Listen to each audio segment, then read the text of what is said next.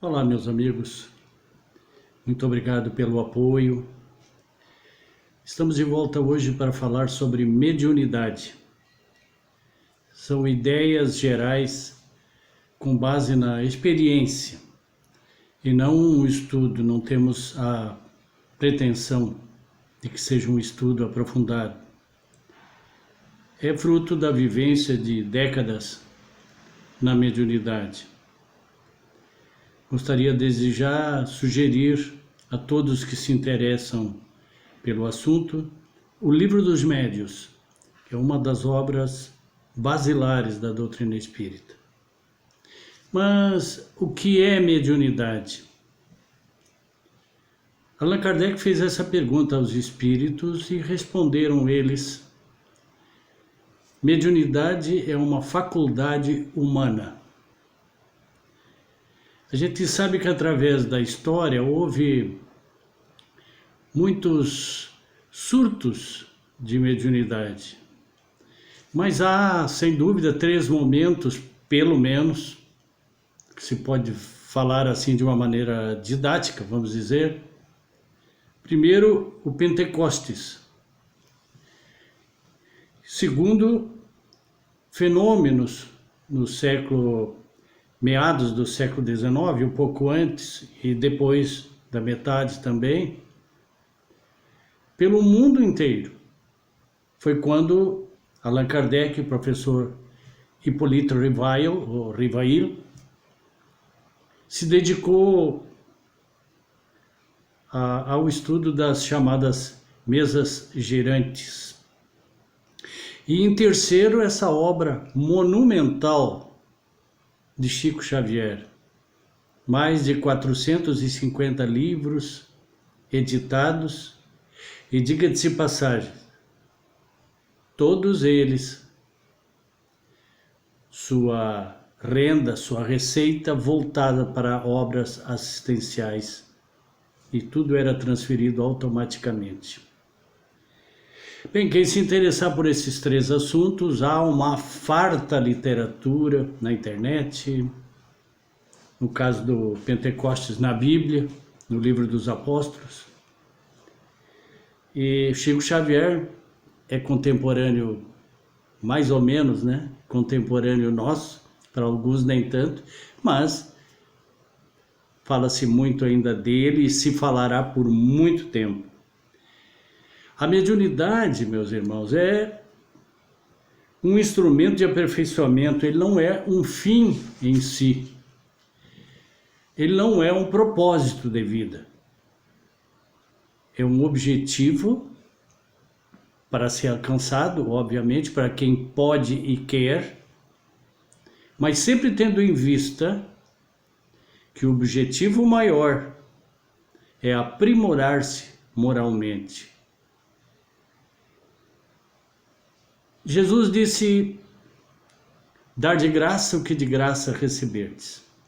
Então a mediunidade, ela é gratuita nos centros espíritas, porque é uma recomendação do mestre.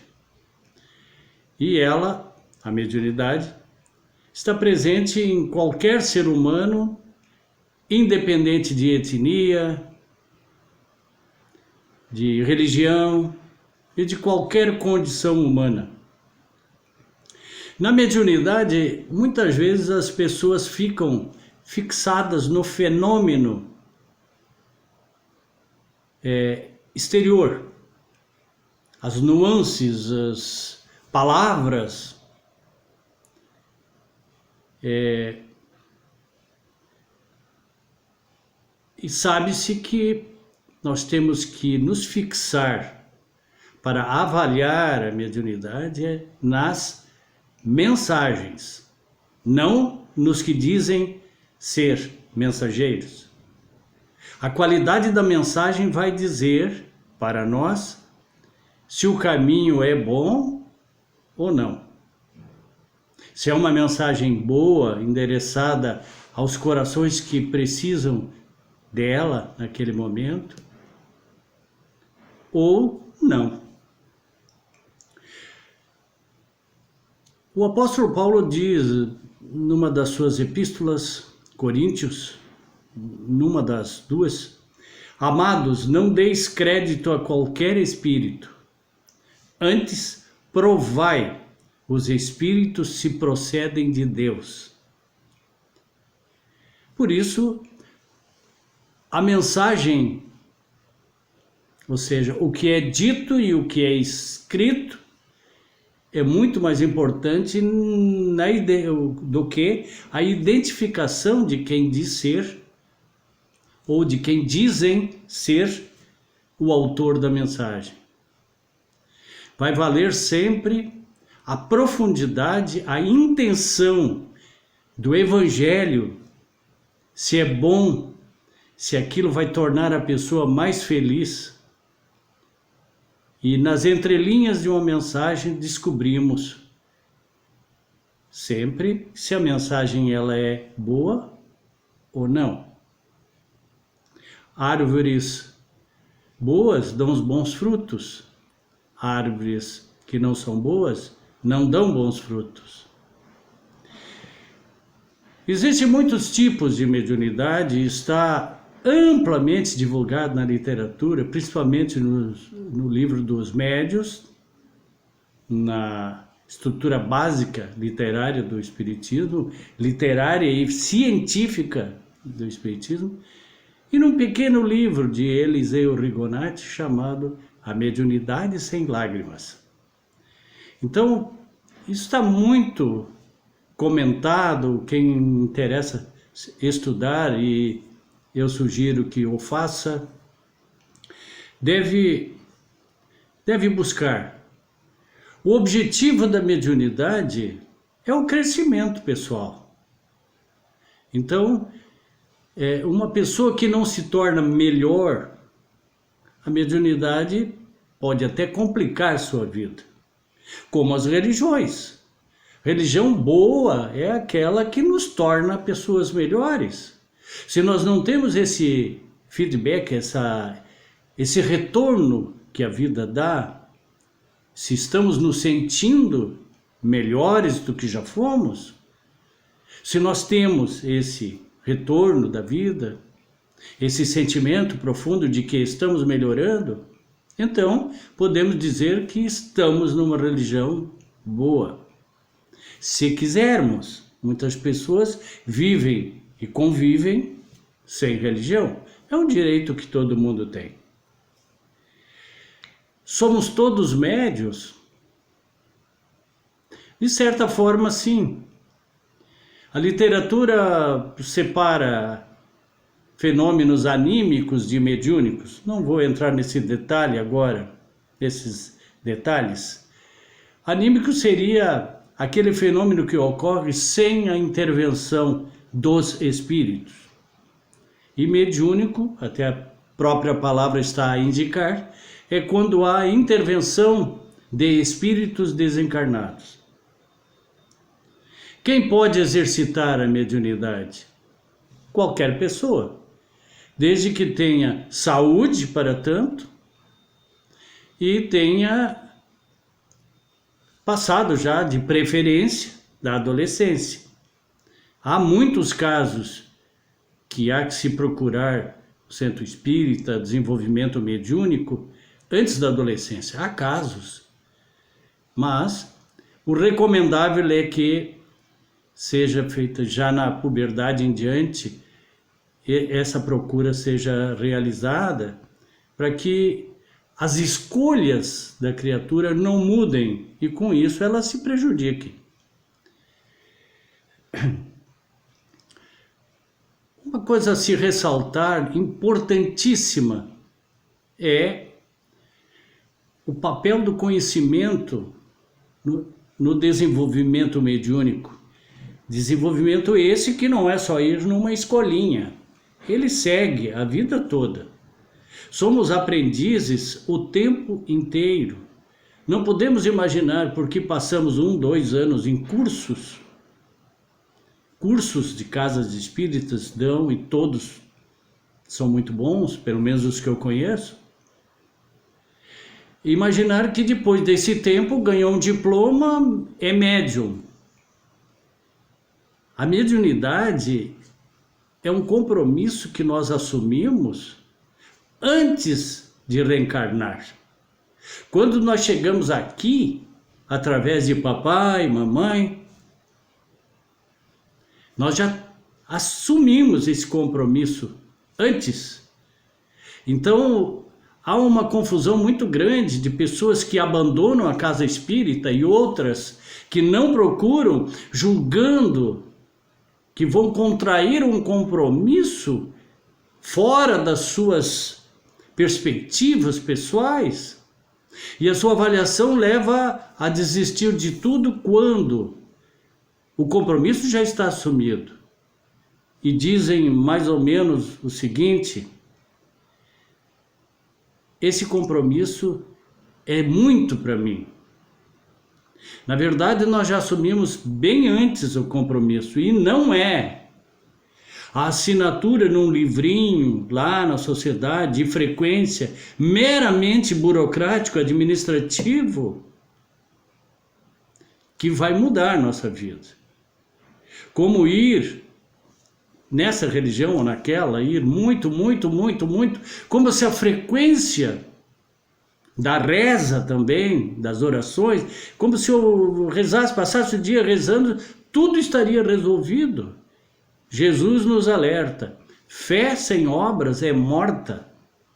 Precisamos realizar, sim. Então, o papel do conhecimento na mediunidade, ele é muito importante. E devemos passar esse entusiasmo que nós temos pelos livros para a vida prática. Começar a experimentar as realidades que nós dizemos acreditar. Não basta conhecimento. Temos que nos descobrir como pessoas, como filhos do Pai, em permanente jornada pelo universo. A mediunidade, segundo o Livro dos Espíritos, textualmente, diz: este dom de Deus não é concedido ao médium para o seu deleite, e ainda menos para a satisfação de suas ambições, mas para o fim de sua melhora espiritual e para dar a conhecer aos homens a verdade. Há pessoas que eu já presenciei muitas vezes, dizem assim: eu não sinto nada, eu não vejo nada, né? Eu não ouço nada. Mas não deixam de ser médium por causa disso. Muitas vezes somos intermediários. Isso aparece em muitos momentos nos estudos que Allan Kardec fez, professor Rivail. As pessoas são intermediários ou são médiuns, intermediários ou medianeiros, se quiserem, e não percebem. Diz no livro espírita que muitas vezes quem dirige a nossa vida são os espíritos, em algumas circunstâncias ou muitas circunstâncias, para o bem ou nem tanto.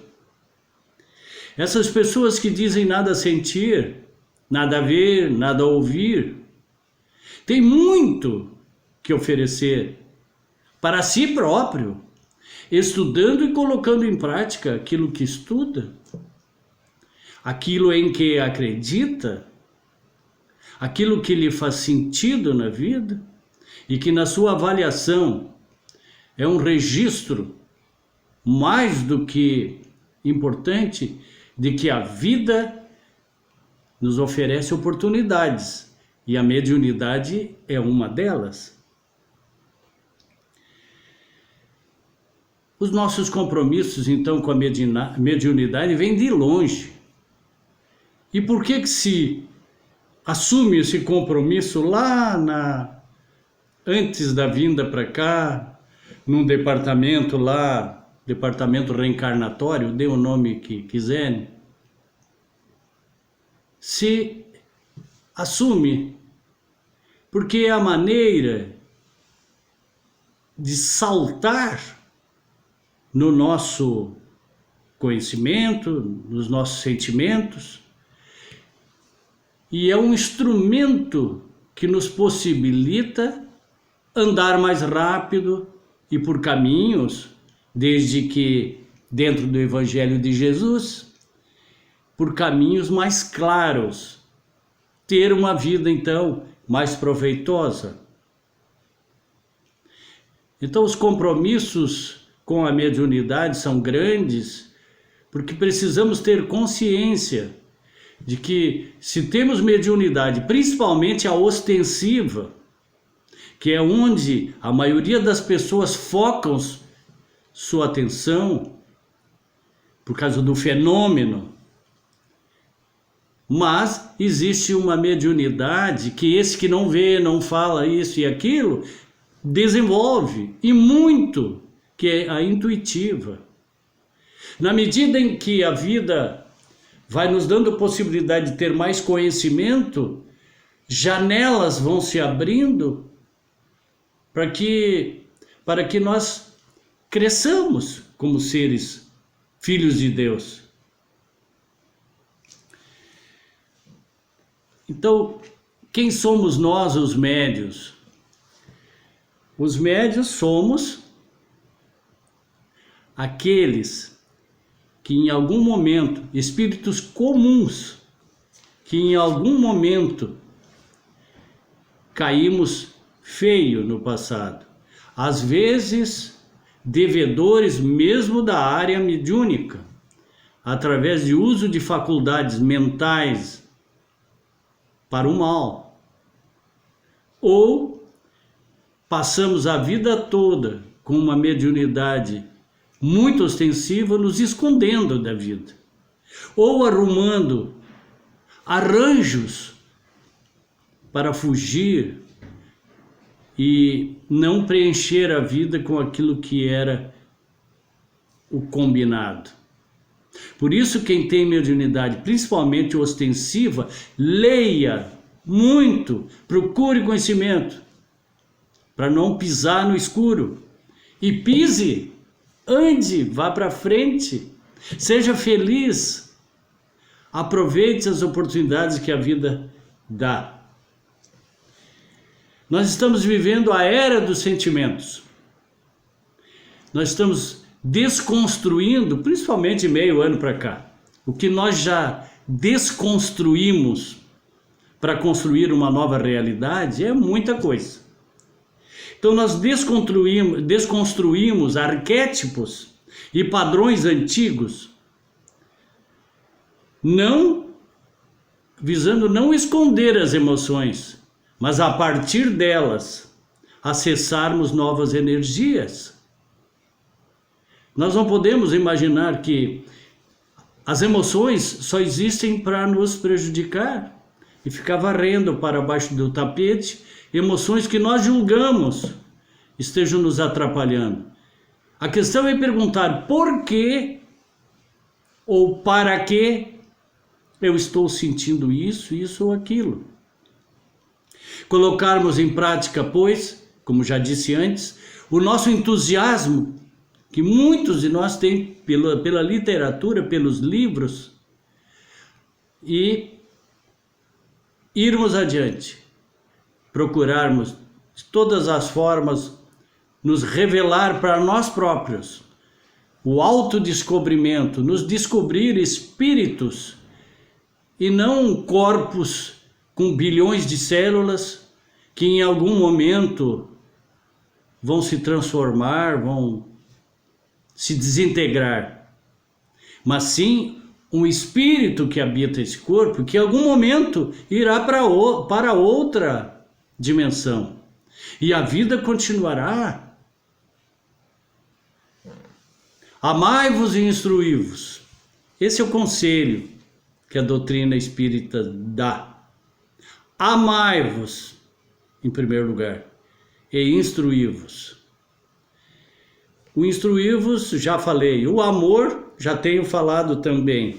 Na questão 909 do Livro dos Espíritos, Kardec pergunta aos irmãos que coordenam o trabalho codificação, o homem sempre poderia vencer as más tendências através dos seus esforços?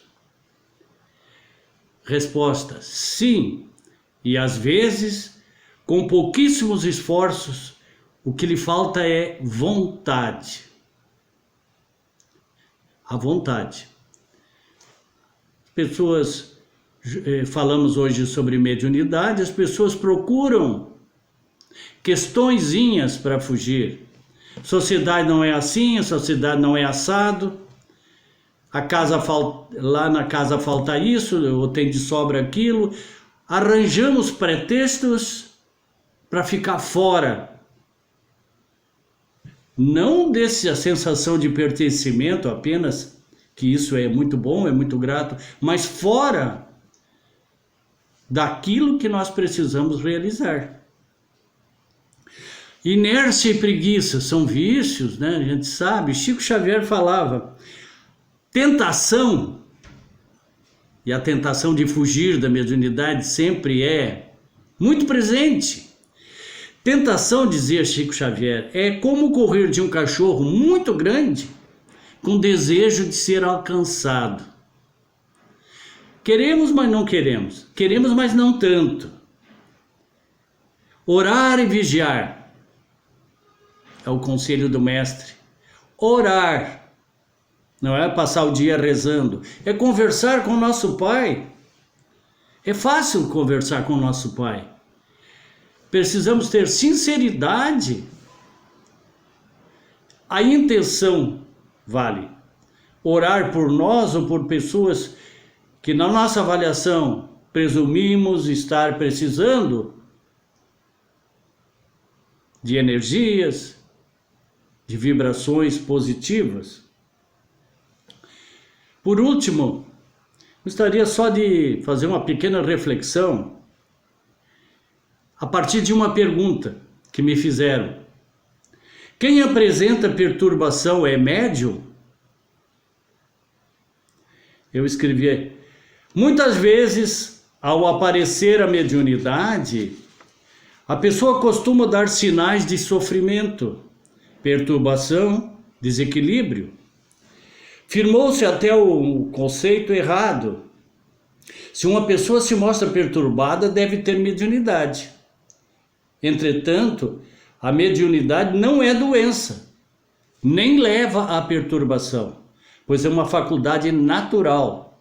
Se a pessoa se perturba ante as manifestações mediúnicas, é por sua falta de equilíbrio emocional e por sua ignorância do que seja mediunidade, ou porque está sob a ação de espíritos ignorantes, sofredores ou malvados.